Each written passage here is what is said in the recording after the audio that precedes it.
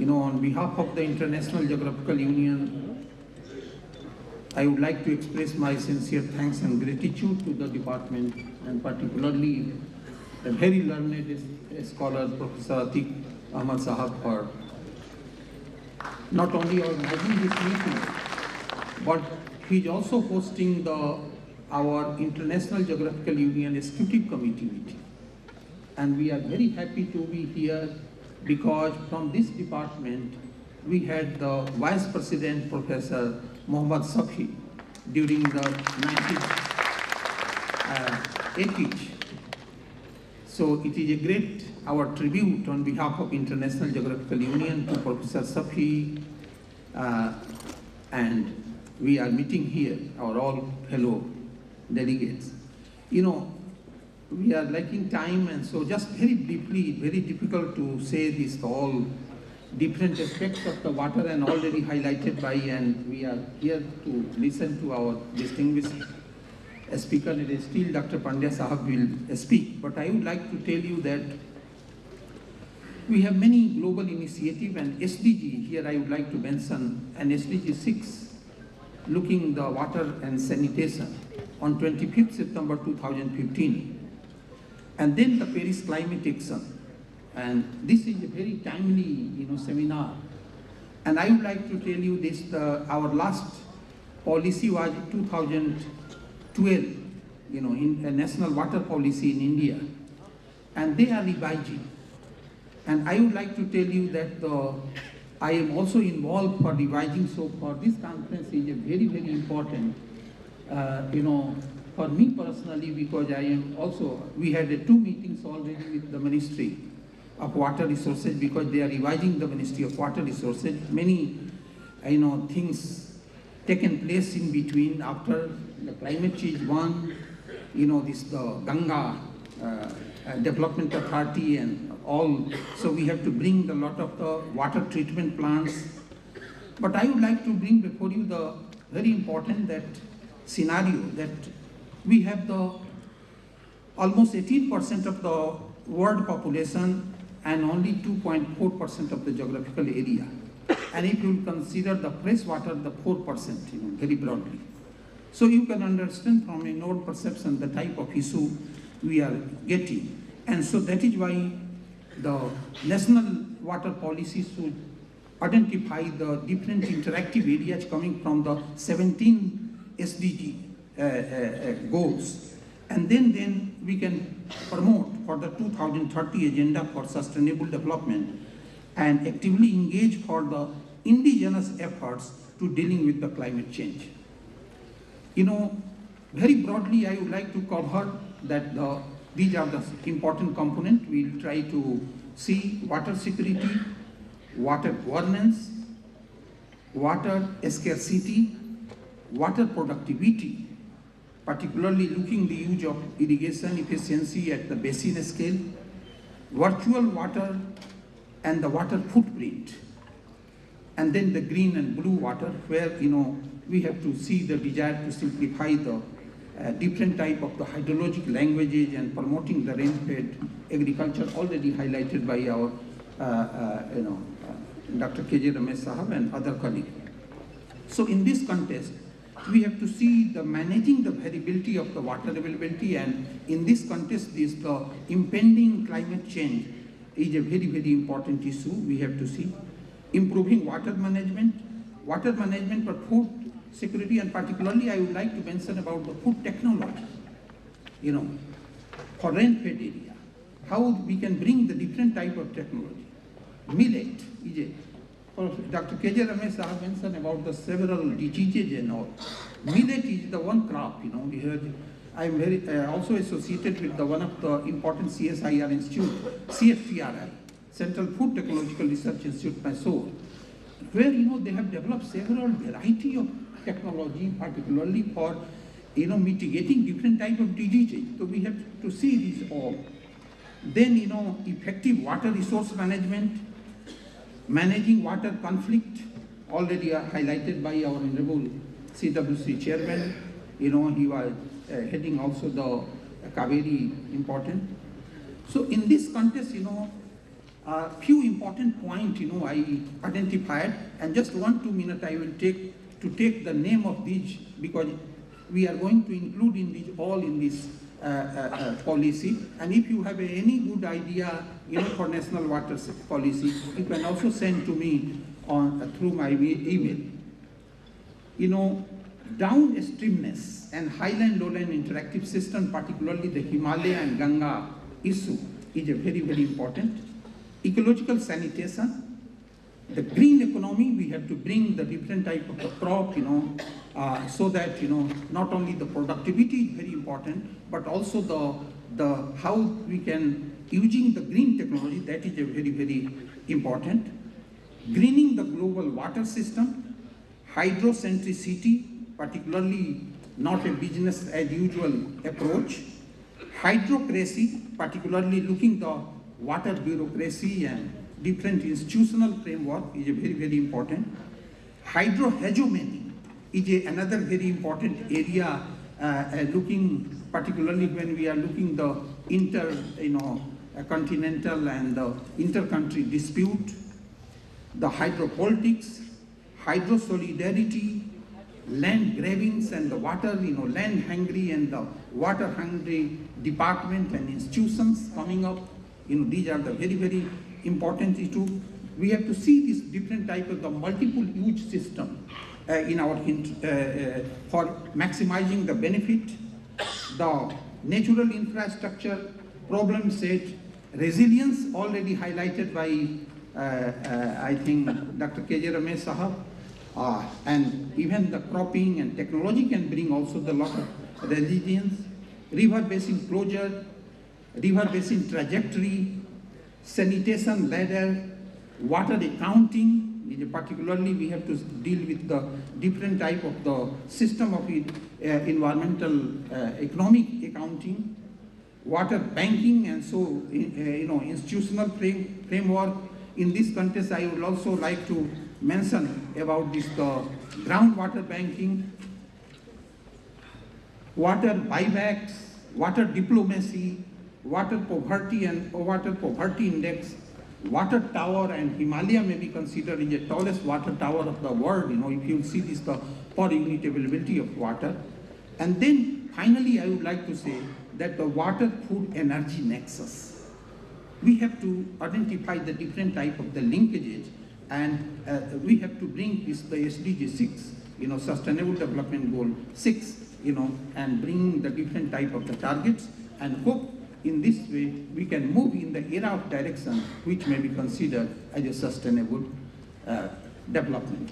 I would like to express my finally grateful and sincere thanks and gratitude to our chairman, Professor Atik Sahab, for really so excellent conference you are organizing, and thank you for hosting the IGU Executive Committee also. Thank you.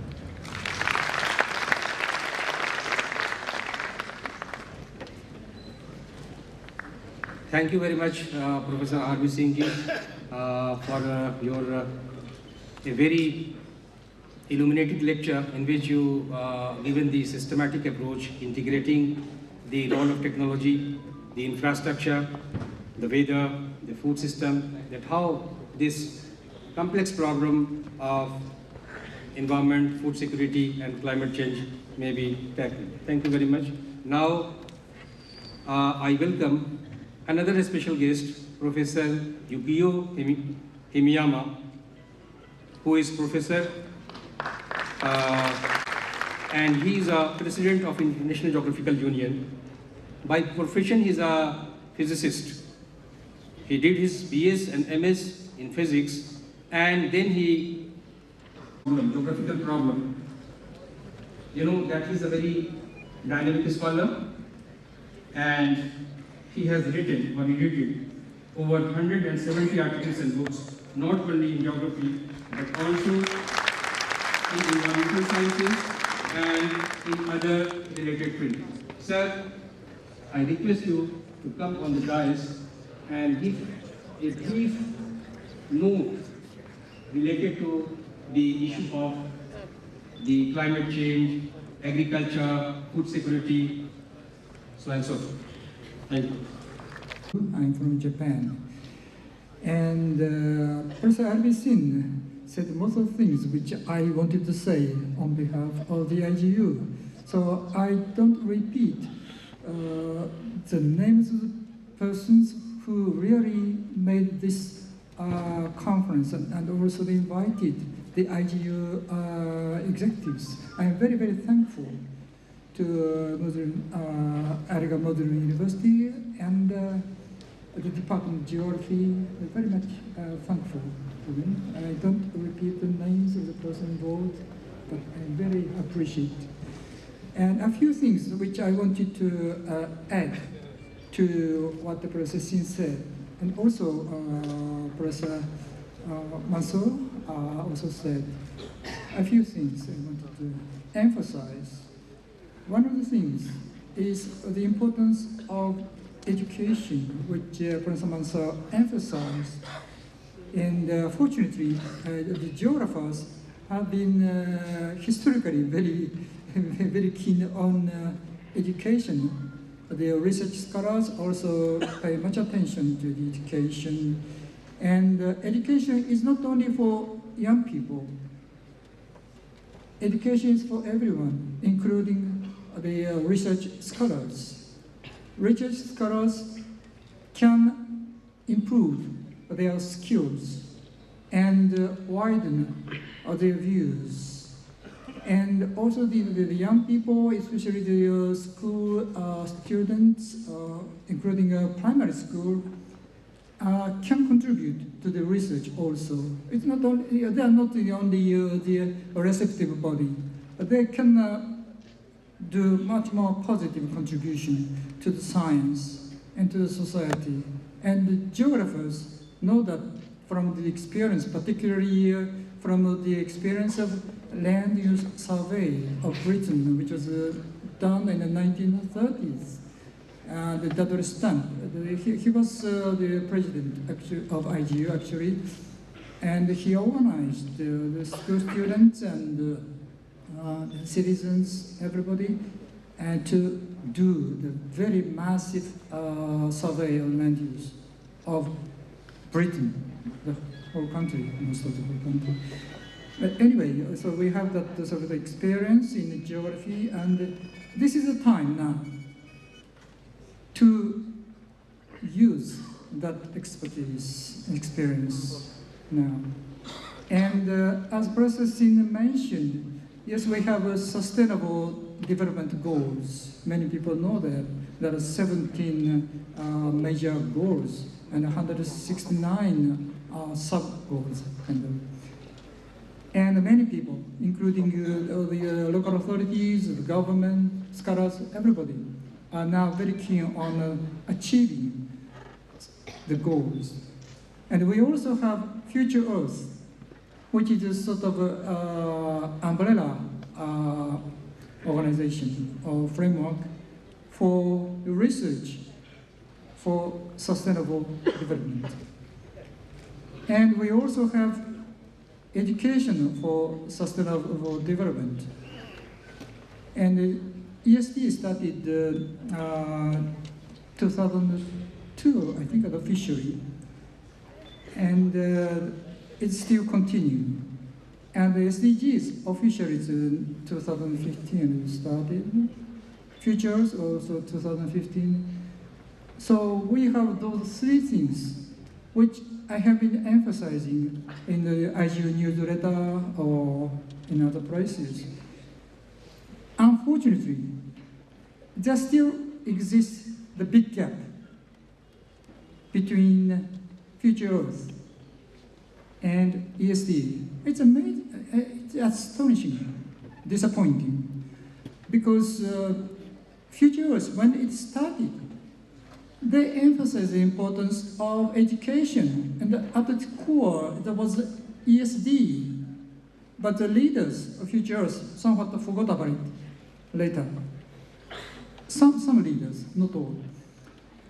And at the moment, there is a big gap between Future Earth and ESD. And I think geographers, particularly, can play a very important role to fill in that gap so that futures, SDGs, and ESD can cooperate. It's a sort of a win-win relation if they really try to link. And I think IGU can play a very important role. And we now have a new Secretary General, Professor R.B. Singh. So Professor Mike Meadows, who was the Secretary General for 8 years already, and he still serves IGU as Assistant Secretary General. And we are very thankful to that, to Professor Meadows. And also, I think the majority of the people in this room are from India. And you can take this situation as an advantage because you can very easily talk to Professor Singh, and he will work very hard to improve the website and other medias so that the many people can come to IGU website and also IGU meetings. And you can find very many things, the information and ideas. And I'm sure that the website will be improved drastically from now. And please do try to visit the website. And yes, this meeting is very good, very well organized, and it's a pity that the executives, IGU executives, we have a meeting here, but we don't have much time, sorry, to go to the sessions. But I'm sure that it's a very, very productive, good meeting. And all ESD and SDGs and futures, they are emphasizing the importance of a multi-scale sort of view, a local and global. And in order to make all the sustainability effort success, we really have to have the global local views, multi-scale views, not only in a temporal dimension, but also spatial dimension also, the local, short-term and long-term global, and also not only global, but it's world. Some people only imagine the globe when they talk about global. But geographers, yes, we are concerned about the globe, but also we are concerned about the world. And we have to look at the world and with the regions. And here we have very nice meeting, and I think the findings or exchanges or human relations made here will be